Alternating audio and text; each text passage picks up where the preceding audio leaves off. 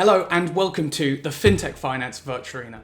Today we are going to be having a discussion on how changes in payments infrastructure are allowing the tier 1 banks to be just as innovative as the fintechs. So joining me here today on the panel, I have Ciaran Chu from ACI Worldwide and Darren Busby from MYHSM. To our panelists, thank you very much for joining us here today. How are you doing? Could I actually get, Ciaran, could I get you to give our viewers a bit of intro to yourself, your role and ACI Worldwide, please? Yeah, no problem. Thanks a lot, Doug, for having me again. So my name is Ciaran Chu. I have responsibility for our acquiring and public cloud business at ACI. And for those that don't know ACI, we're a software vendor serving the needs of over 400 banks worldwide, as well as a number of merchants and bill presentment companies as well. So very big interest within payment modernization, and it's very, very important. So excited to be here today to talk about it. Excellent. Well, thank you very much for joining us. And also, Darren, how are you doing? Can you give us a bit of info to yourself and MyHSM, please? Yeah, sure. Thanks, Doug. Yeah, it's good to be here. So my name's Darren Busby. I look after sales at MYHSM globally. As the name says, MYHSM provide a fully managed service for payment HSMs. We'll go in more detail as we go through, but I've spent many years in the payments industry working for a number of leading payment companies, including ACI, who I spent several years with. So all good to be here. Absolutely brilliant. Well, before we continue, I want to give a bit of background from my own notes. Darren, if I could come to you first, because for our viewers who might not be aware, recently MyHSM has you've just conducted a partnership with, or at least an acquisition with Utimaco. Could you tell us a bit more about that, please? Yeah, sure. So Utimaco are one of the leading providers of hardware security modules, hardware versus software. And there was a natural decision by Utimaco to try and get into the payments HSM space, which is where we sit. And in the discussions that we initially embarked upon as strategic partners, it became obvious there were a lot of synergies. So we ended up being acquired by Utimaco to provide the payment HSM as a service going forward. So for us, it's great news. Our USP really is about payment HSMs providing a fully managed service for payment HSMs, taking that responsibility away from companies, and in essence filling the gap in the public cloud, because today none of the public cloud providers can provide payment HSMs. So anybody with a cloud strategy that deals in payments has this problem that they have to face. So the acquisition by Utimaco means that we'll be able to grow the company quicker and better, to fully support a multi-cloud strategy. We've got access to a much bigger pool of experts now. It also means we're bringing on more payment relative products going forward, such as key management as a service, and really broadening our reach. So as I say, overall, it's great news for us. Absolutely brilliant. Well, I think if we're going to be discussing how the change in payments infrastructure is really galvanizing the tier 1 banks, I think it's going to be really good if we look at how maybe traditional banks would have been doing doing everything by themselves, very in-house. So Ciaran, can I come to you first with this? Why is that changing? Why are banks starting to open up and look to partner here? So I think it's probably important to set context. And I think for probably the last 5 or 6 years, there's been a lot of talk around the payment transformation and how banks are going to change. And if you think about historically how banks have made money, it's predominantly been around charging transaction fees, which are being more and more regulated, and also obviously using the interest rates as a way to leverage income. And obviously interest rates are at an all-time low, don't show any sign of changing. So I think there is now a lot more compelling reason for banks to ultimately say, okay, our cost to income ratio is too high and we need to take affirmative action to try and change our business model. As part of that kind of shift, I think obviously the public cloud providers, whether that be Amazon, Microsoft or Google, have done a really, really good job working with a lot of these banks to actually articulate that cloud is a viable way for them to actually change their cost to income ratio and to actually outsource some of the onerous activity that today takes up a lot of that cost in managing the data centers and managing all of the patching and regulation that goes along with that data center ownership, and actually saying, okay, by moving towards the public cloud, you get the benefit of faster time to market. You can focus more on your customers and coming up with new customer propositions.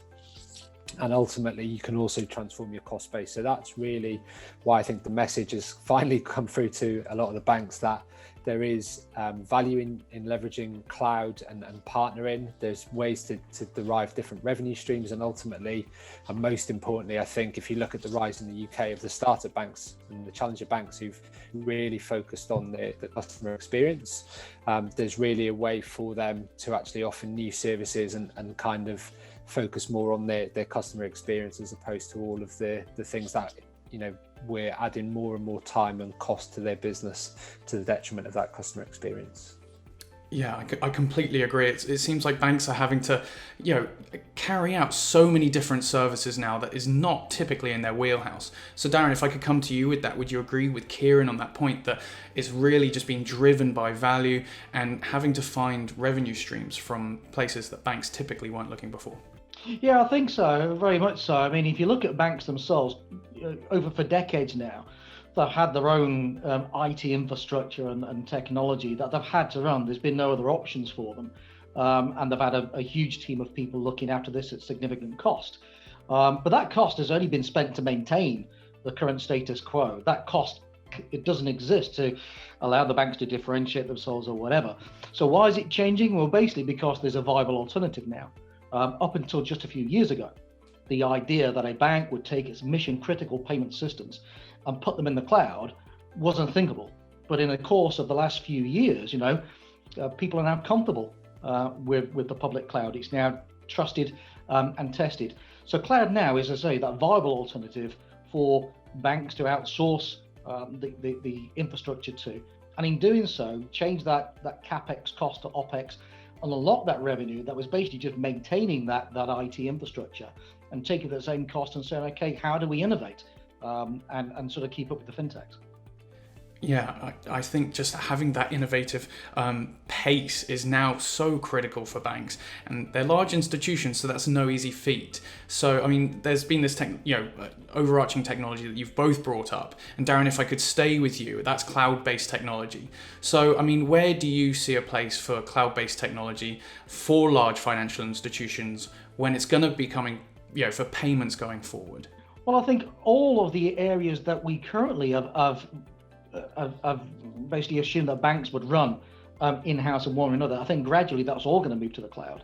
I don't think there's any part of the infrastructure that will at some point in the future not move to the cloud. I think that the world is changing. I think that banks are looking at the ability to adapt to change quickly, and cloud gives them the ability to do that. So when you're looking at banks, trying to expand geographically, having physical infrastructure is a huge drag on that strategy.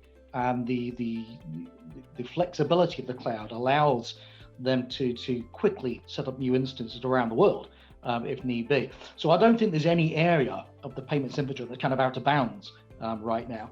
More often than not, it's a mindset in these banks who've been operating in a certain way for decades now, and they need to, I guess, have that confidence around this mission critical areas, that they can deploy them in the cloud, because at the end of the day, that is their business. And certainly with things like the payment switch and the payment HSM, if they're not working, the bank can't transact. It's dead in the water.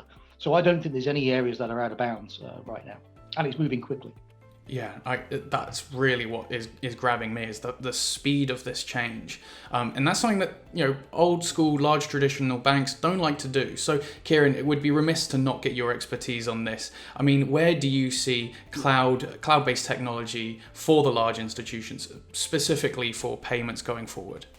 So I think it's an interesting question, because if I think back on the research we'd done probably about 15 months ago, which seems a lifetime ago now, with Ovum, one of the questions we actually asked, I think it was 1,200 of our customers, was around were they cloud first, and the answer was a resounding yes. And then the follow-up question was around, okay, is that very much just the CRM and the front end solutions in your email, or to Darren's point, is it more of your core payment infrastructure? And a lot of them were saying that their intent was to move, I think it was 86% of them said that their intent was to move their core payment infrastructure into the public cloud in the next 18 months. Now, ultimately, what I've really seen on that journey is the impact of COVID, because I think if I go back to the engagement we had with the clients at that point in time, a lot of the clients that we spoke to were saying, okay, we understand it from a business perspective, because more and more we're looking to come up with new services and we need to integrate to these fintech players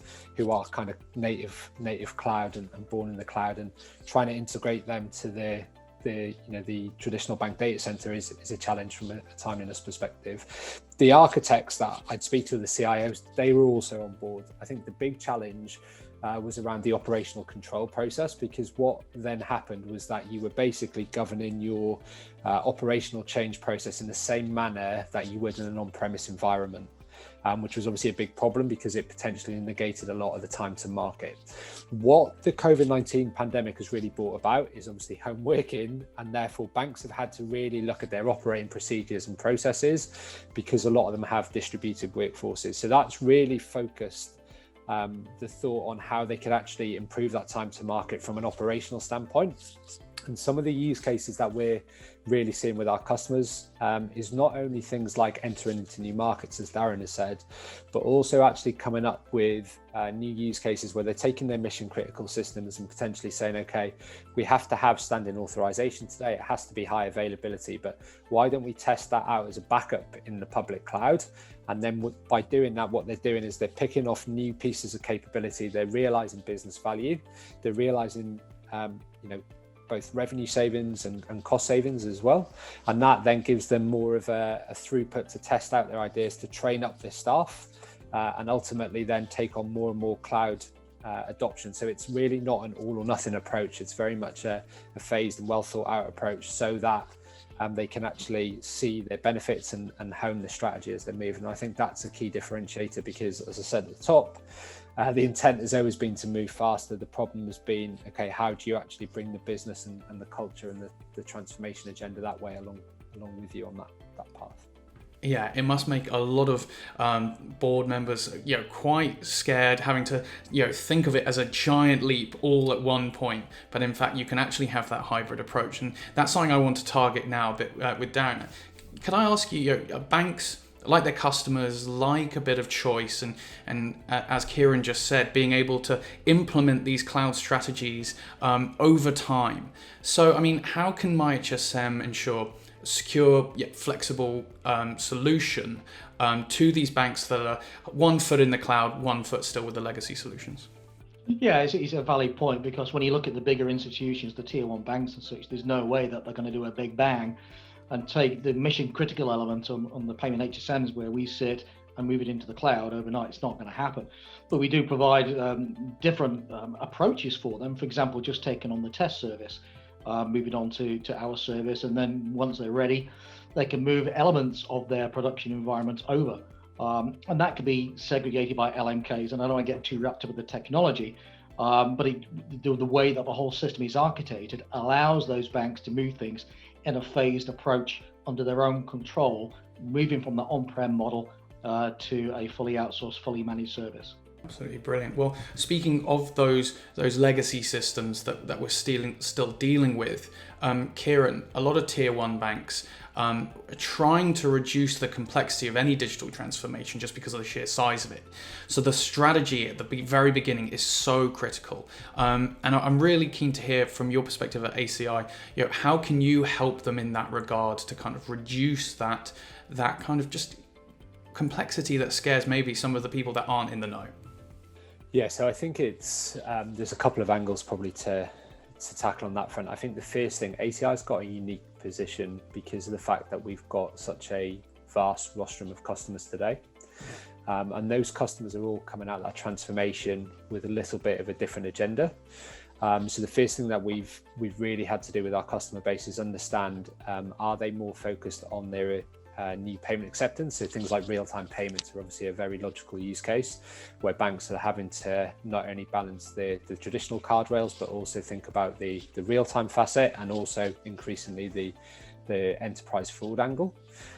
So we're really focused upon how do we stand up and work with customers to really test out and ensure that they don't see the ever increasing number of real-time mandates that are coming in across the globe as yet another kind of overhead, and they actually see an opportunity to drive more value and more revenue, whether that's from the data analytics that fall off the back or the surrounding value-added services. I think the second thing that we're really working with our existing customers on as well is to say, okay, I haven't met a customer who doesn't want to transform, but often the biggest challenge they face is they're too busy. So running use cases and proof of concepts to actually help them outsource things like their testing into the cloud, and also work with the cloud providers to help change their operational process to be more efficient in their deployment. I'm going to try and steer clear of all of the buzzwords like DevOps or Agile at this point.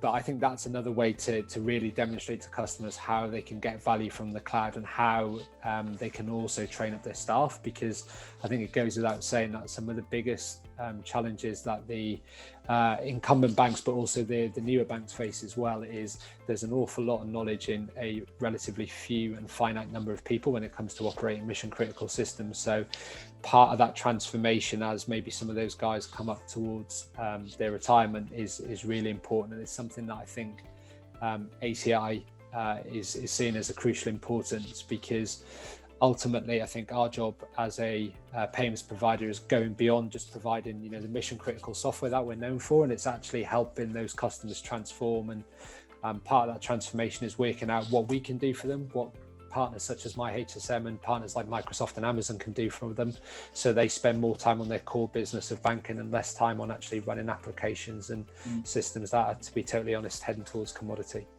Yeah, it's quite a scary thought, isn't it? They're these mission critical solutions that a finite number of people know how to operate, and that's becoming smaller and smaller. And speaking of those critical applications, Darren, MYHSM, what you work with is so important to the running of a tier one bank. So, I mean, starting them on this strategy is so important. As Ciaran said, no one doesn't want to transform, but it's about getting them on that journey. So how can MYHSM also, as I threw to Ciaran, how can you at MYHSM kind of reduce that complexity to, make the start of the journey that much easier?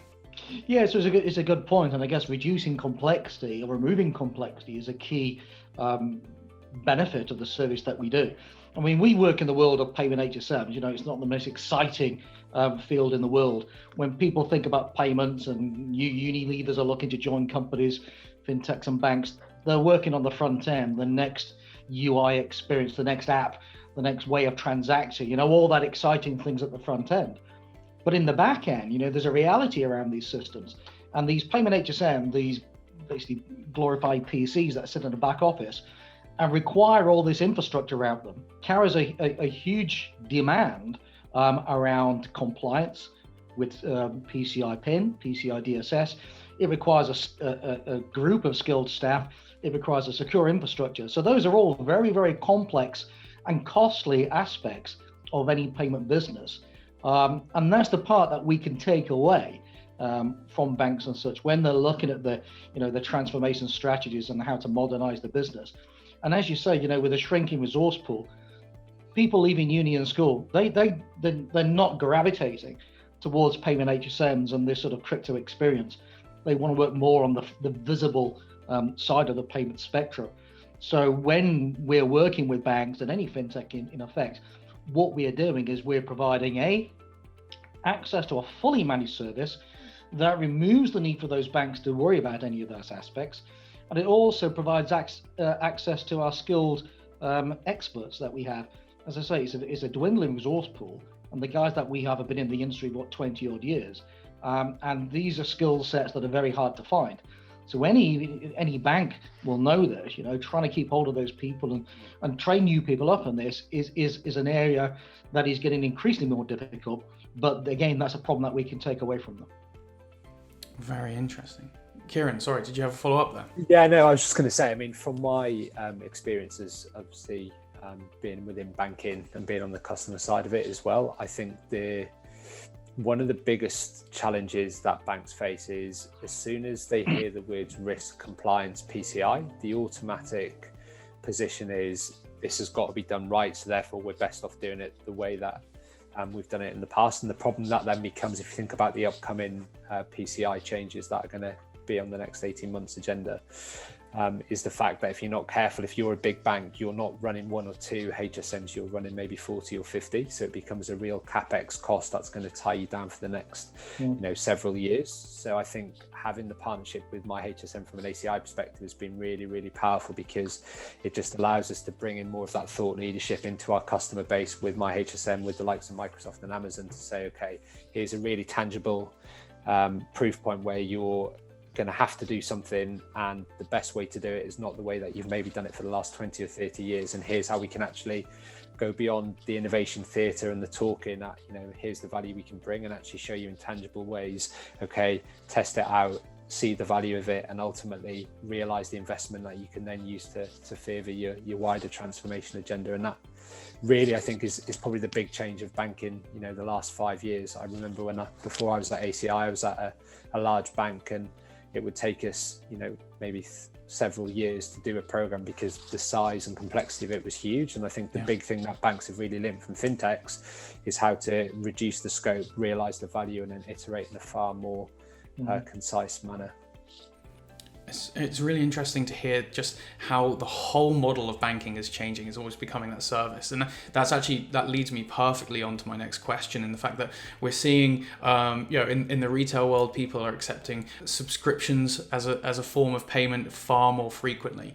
And from my notes, Darren, that's actually something that stood out to me with MYHSM, was the fact that because this is a rolling kind of process, and as we've already discussed previously in the chat, is banks want to do this slowly, especially at this scale. So one thing that stuck out to me, as I was saying, was that MYHSM has that kind of subscription model. So can you tell our viewers a bit more about that when it comes to rolling things out steadily? Yeah, absolutely. When you look at a change and all the rest of it, the service that we offer is a monthly subscription based, as opposed to doing this on premise where it's a big capex purchase, and you're then locked in for the lifetime of that hardware model, which is typically around 7 years.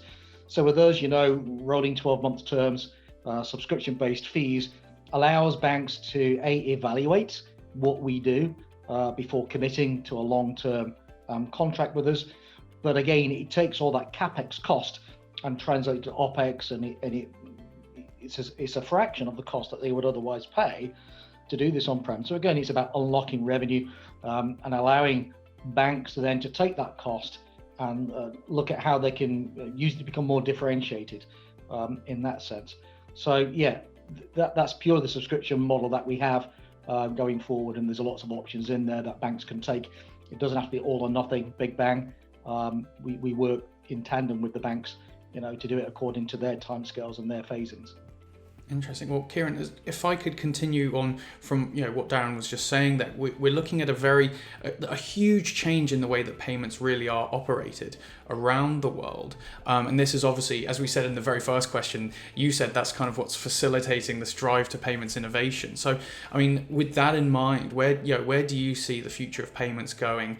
We're looking at more subscriptions, higher volume but low value payments. What's this going to mean for the industry in that regard? That is a really tough question for me to answer. It's a pretty big one, eh?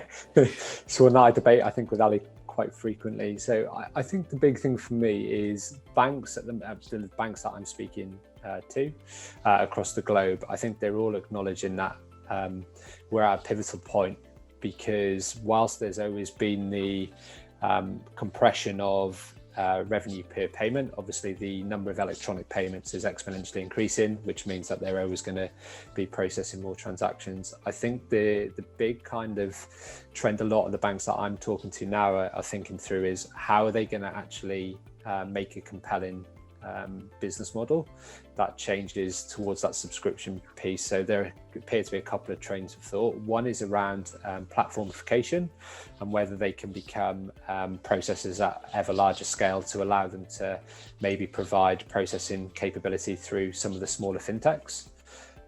Some may argue that that's going to be hard to do, given banks have not been effective maybe in doing that in the past, and that's obviously why the fintechs have come into play. But I think that's part of it. I think the other big area I really see for banks to really generate incremental value is around their trust franchise. So what I mean by their trust franchise is, for whatever we think of banks and whatever we have thought of banks over the last 10 years, there is more and more propensity to make payments electronically. And one of the biggest concerns that consumers have is, how do I know that I can trust you with my data, and how are you going to help that experience to be more frictionless as I go about my daily business? So I think the big piece for me is, with the rise of real-time payments and the rise of more of a borderless economy, how can banks actually shift beyond just transaction processing, and how can they actually provide more meaningful insights and services to their customers based upon that data? Because I think as a consumer, if I think back probably in the last 10 years, the concept of a subscription Netflix probably seemed alien to me 10 years ago. I take it for granted today, and I'm prepared to pay a premium for it because it makes my life easier. So that would be my big focus from a banking perspective. And I think in order to really focus on precisely how they move into that model, the payment infrastructure processing is going to have to be to a point where it's just an afterthought and it just happens for them. And that's why I think the shift towards cloud and being able to outsource some of those activities that today are taking up so much of their time are just, featuring so highly on the priority list. Interesting. And Darren, following on from that, do you think this is why the large institutions are actually looking to use a payments as a service offering rather than do everything in-house? Is this why payments are changing so much? Yeah, I think so. I mean, if you look at condense this all down, basically banks now with, the compressed costs and all the rest of it, they have to look at offering new payment solutions. They've got to look at operating different service models, basically to ensure that they're going to emerge from the current crisis, the current COVID crisis that we're in, and define their own post-COVID future going forward. So this is something that all of these banks are having to do, take account of the current situation.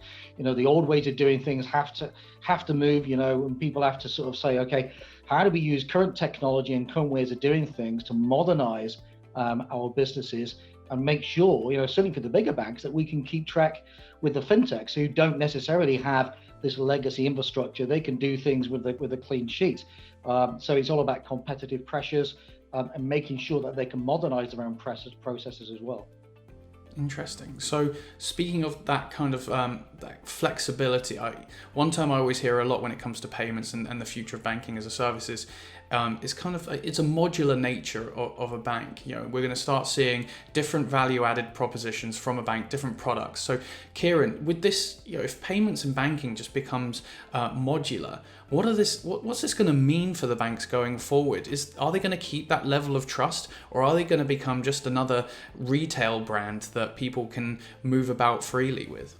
I think it's going to be very hard. I think back to the start of my career, and the bank that I was working for were trying to compare themselves to Apple and some of the other big retail banks. And I think the problem that I always had with that is, when you're moving somebody's money, it's very difficult to get the warm fuzzy feeling that you would maybe have with an electronics brand. And I should point out that there are other electronic brands out there other than Apple, in case people think I'm plugging them. But that being said, no, I think your point is really good and Doug. I think the big thing for me is there will always be a need for banks. And the reason for that is because ultimately it's not just the trust that they have from the consumer perspective, but I think, in the uncertain world that we're living in, more and more governments are looking to ensure that their financial economy and the backbone of the country is run through their own kind of banking organizations. I think the big thing that banks have, which some of the fintechs definitely do not have, and it will take them a long time to kind of build up, is obviously that security and trust factor. So it's not just about, having the ability to hold on to consumers' data and make it available. It's also the fact that security in terms of being able to ensure that your service isn't compromised or isn't hacked, and is kept kind of away from those people that you don't want to have access is kind of maintained. And I think that's a really big thing. If you think about things like chargeback rights, is something that we probably all take for granted today as consumers, but I think is really important in garnering that trust. So that for me is why I think banking is such a it's at a pivotal crossroads, because yes, there's a lot of things that need to change and can improve, but by the same token, I think the banks are starting from a very good point, given the fact that they have got that trust, and we know trust is so hard to build up, and it's very easy to lose. So that would be my thought on that. Interesting. Well, then if I was to wrap up then, Darren, if I could get you to chime in just at the end on a similar question then, speaking of that trust, and if banks are going to become more modular, especially when it comes to payments and security, is it going to be a system where, as long as the kind of partnerships when it comes to security and payments are done in the background and they're not kind of being leveraged out in the front end, people are going to be very happy to stick with their bank and see that everything's all in-house? I mean, as a company that partners with banks in this regard, I'd be interested to hear, do you think that the modular approach to security and payments actually improves the security of the bank rather than the bank having to do everything in-house? Well, I think that's the proof is in the pudding. I think absolutely that it improves the security of the banks, because, we don't do what we do just by ourselves. We work some of the world leading companies out there to provide a 5 nines availability service, some of the highest levels in the industry. But if a bank was to say how much money can we invest to achieve those highest levels of availability, they could never get anywhere near what the data center providers are themselves investing. So conversely, by us using these other partners around the world to deliver what we do, we can arguably offer a more secure service for these banks to trust their mission critical payments with us. And that is critical. For when those banks trust, we need to be able to provide them and provide evidence that what we do is absolutely rock solid. See, banks, they're the golden jewel for the banks is the fact that they're trusted. There's lots of new banks, there's lots of electronic wallets out there. If you analyze them, people use them for lots of transactions, but they actually have their main salary paid into a traditional bank because they trust it. So banks know that. They don't want to lose that point of trust, which is why they make damn sure that working with suppliers like ourselves, we can give them those highest levels of security in the industry. But also banks just don't want to be relegated to a custodian of funds. They want to be more than that, which is why, working with ourselves and ACI and people like that, it allows us to offer these different modular offerings, these modular payment offerings, and compete with these new exciting companies coming along. So it's something that banks have to do, and it's something that we need to deliver to the banks for them to trust us with their service. Absolutely brilliant. And well, guys, I think that's all we have time for. Thank you so much for your input. It's absolutely brilliant to be able to hear of all these core systems that need to go on to enable the banks to be innovative, as you said just then, Darren. So thank you both for your time, and to all our viewers for watching. You can catch the rest of the series and much more over at www.fintechf.com, and of course YouTube and LinkedIn. So I'll see you then. Goodbye.